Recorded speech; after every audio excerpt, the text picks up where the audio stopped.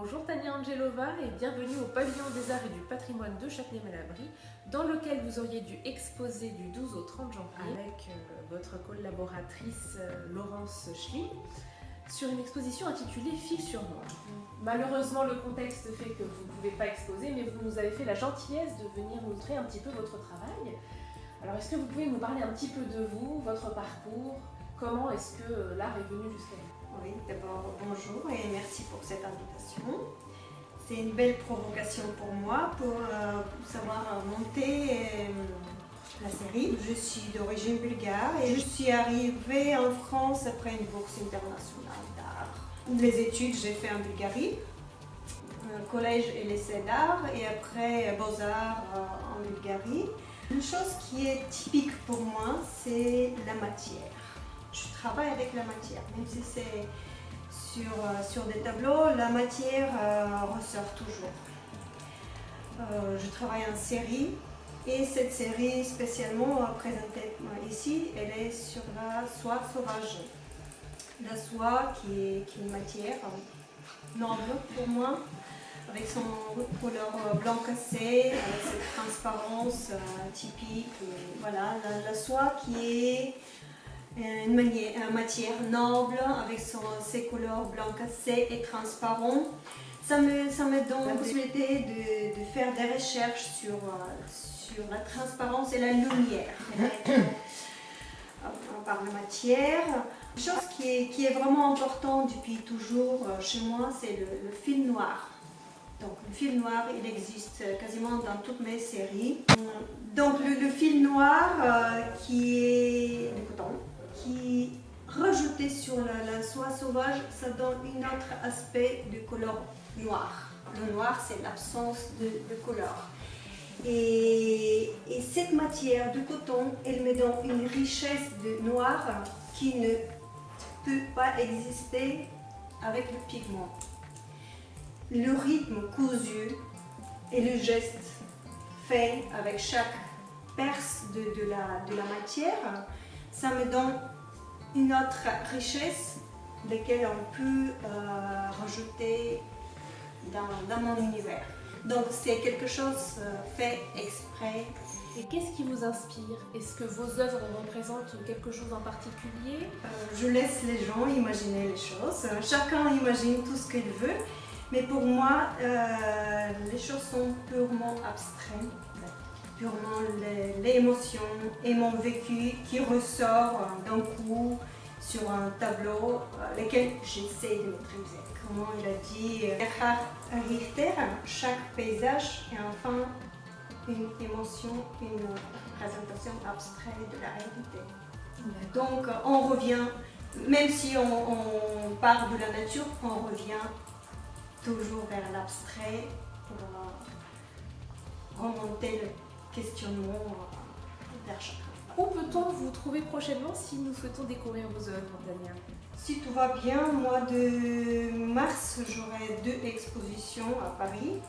Une qui sera au salon à Beaux-Arts et l'autre, ce sera dans l'espace commune avec l'association Les Artistes à la Bastille sur une thématique assez provocante aussi, double face. Voilà, je vais encore approfondir les recherches sur la transparence et les matières lesquelles j'explore depuis quelques temps. Si tout va bien, j'espère en septembre d'avoir une exposition personnelle à la mairie du 7e arrondissement. Actuellement, il y a une exposition qui est installée, qui attend permission d'ouverture en Italie. C'est le biennale de mini art textile où j'avais l'honneur d'être sélectionnée et présenter mon travail.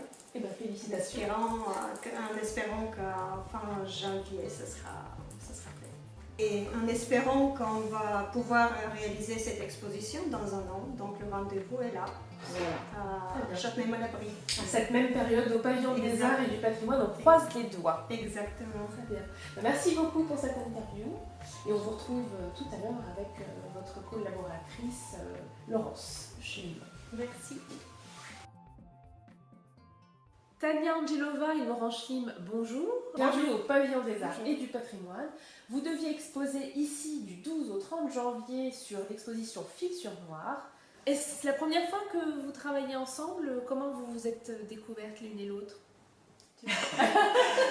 On s'est rencontrés la première fois, en juin 2020,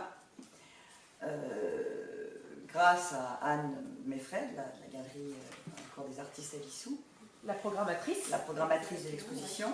Elle nous a réunis parce qu'elle a senti qu'on était dans la même mouvance, dans le même esprit de travailler la matière. Et pourquoi le fil sur noir, le nom de cette exposition? Parce que, Tania, tu l'expliqueras mieux que moi j'ai du fil noir, j'ai des fils noirs sur mes sculptures, grâce au choc thermique et l'enfumage. Et il y avait une vraie cohérence entre nos travaux respectifs. Tania avec ses toiles sur soie sauvage et moi avec ma terre. Tout à fait, grâce à Anne, on s'est rencontrés et une fois elle est arrivée à mon atelier, elle a vu mon travail, elle a dit « Je sais très bien avec quel type de sculpture tu vas coller ». Et en fait, elle m'a envoyé le site avec les œuvres de Laurence et comme ça, on s'est dit effectivement… On est fait l'une pour l'autre. Absolument, absolument. Le fil est là, la fibre est là, la puissance est là. L'énergie, le mouvement. Réunis. Oui, l'énergie, la puissance, le mouvement. Oui. Et ça a été comme une évidence d'exposer ensemble. Donc votre rencontre est assez récente, elle date de l'été dernier. Est-ce que vous avez déjà exposé ou est-ce que vraiment c'est la première fois que vous concrétisez le projet? Première fois. Nous sommes donc ravis que cette première collaboration se fasse au Pavillon des Arts et du Patrimoine. C'est une première aussi pour nous au Pavillon des Arts de réunir deux artistes. Comme vous le dites, Laurence, ce film noir est pour vous très japonisant. Est-ce qu'il en est de même pour vous, Tania? Est-ce que vous avez été inspirée par le Japon? Chez moi, je vais dire plutôt c'est le côté minimaliste. Et c'est le côté gestuel.